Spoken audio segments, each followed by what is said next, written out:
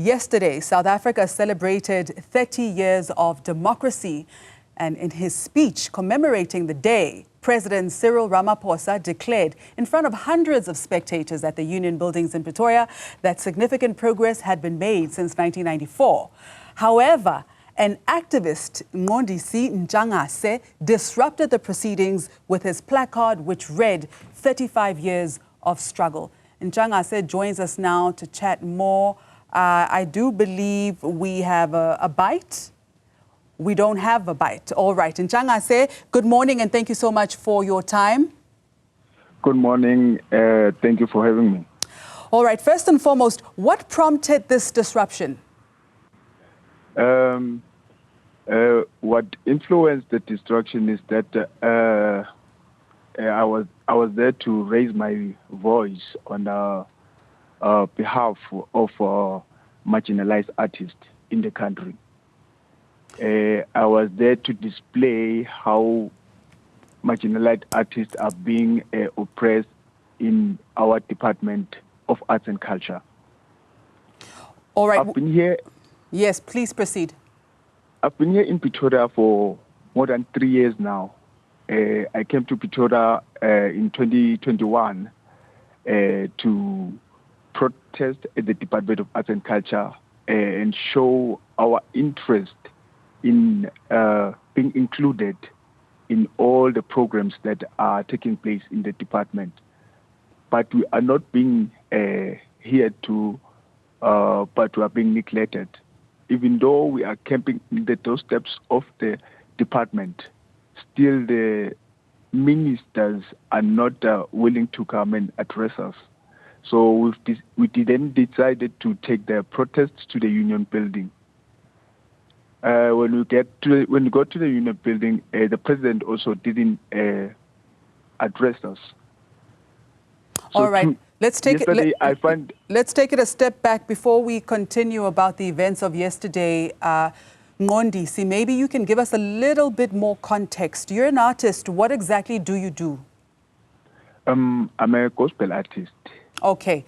All right. And how long have you been in the industry? Just give us a little bit of context so we can paint a picture for viewers who are not familiar with your work. How long have you been in the industry? And when you say that you consider yourself to be a marginalized artist, what do you mean? What's been your experience? All right. Yeah, it is. Myself, I started being in the industry in 2016. From 2016 to as far, I haven't recorded, but I've been empowering myself in the business side of the music industry.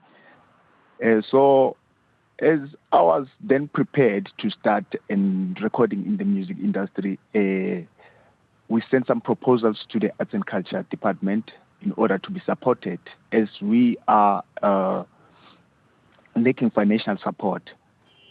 So through that, we are being not recognized, but only to find out that the only people who are given opportunities are the established artists, and the upcoming ones are not recognized. So then I decided to raise my voice on that, to say, no, we cannot allow this imbalance that is happening in the department. I shall stay in this department doorstep until our voices are heard. All right. Before we continue further, we've got the bite ready. Let's take a look at this. Okay. It's only those who willfully will not see, who shut their eyes to progress, who will deny that South Africa today is an infinitely better place. Freedom, we are not free. Freedom, we are not free. Freedom, we are not free. Freedom, we are not free. Freedom, we are not free. Freedom, we are not free. Freedom, we are not free. Freedom, we are not free. Freedom, we are not free. Freedom, we are not free.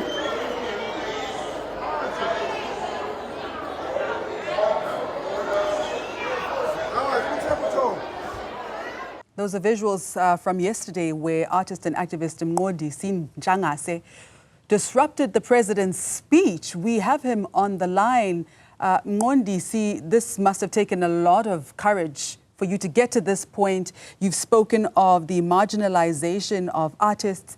You've said that you've camped outside the doorstep of the Department of Sport, Arts and Culture. You've not been heard.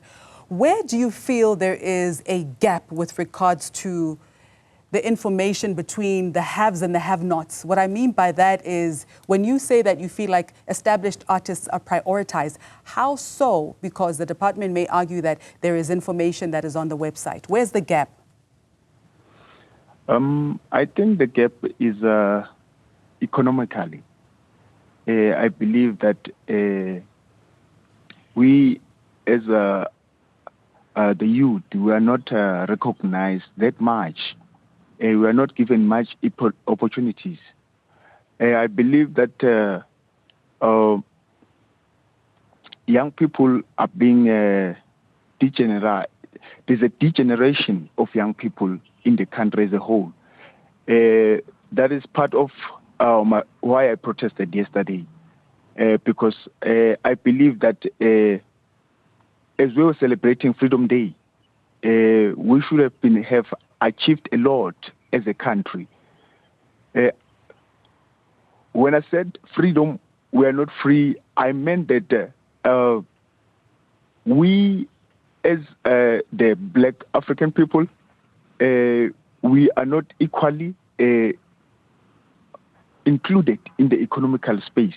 All right. I'd like to talk about some possible solutions, especially from your point of view as an artist who not only represents yourself, but many others as well. Before we talk about solutions, you've explained what you mean about not being free as an artist in the democratic dispensation. What did you mean by 35 years, especially considering that this was a 30-year anniversary of our democracy? Why the number 35? Oh, the number 35 is my birth age number. It portrays how much I have suffered since I've been born into this world.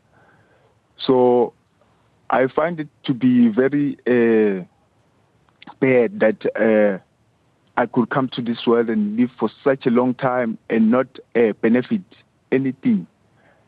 It's the same as I was born. I don't have a cat, I don't have a dog. So it's so painful that we are being oppressed. Yes. So Mqondisi, the president could be watching, the minister could be watching right now. What is your ask? What do you need them to know? What is the solution that you'd like to provide to them?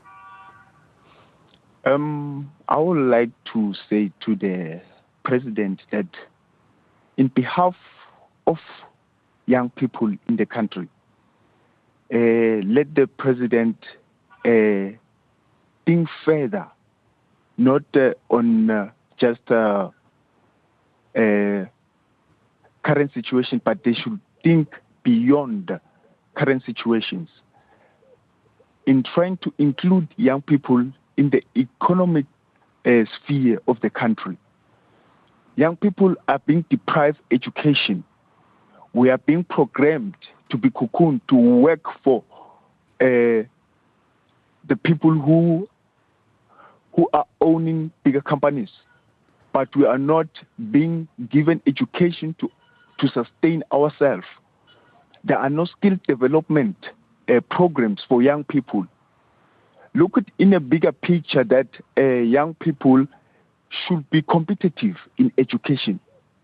Companies like Dinel and all that, they should be decentralized to become in all cities in the country, in order for young people to engage in skill development, in order for young people to produce their own products, in order for them to have employment. All right. Well, we'll leave it right there. You certainly have grabbed the attention of not only the president, but the nation. That was artist and activist Mqondisi Ntshangase.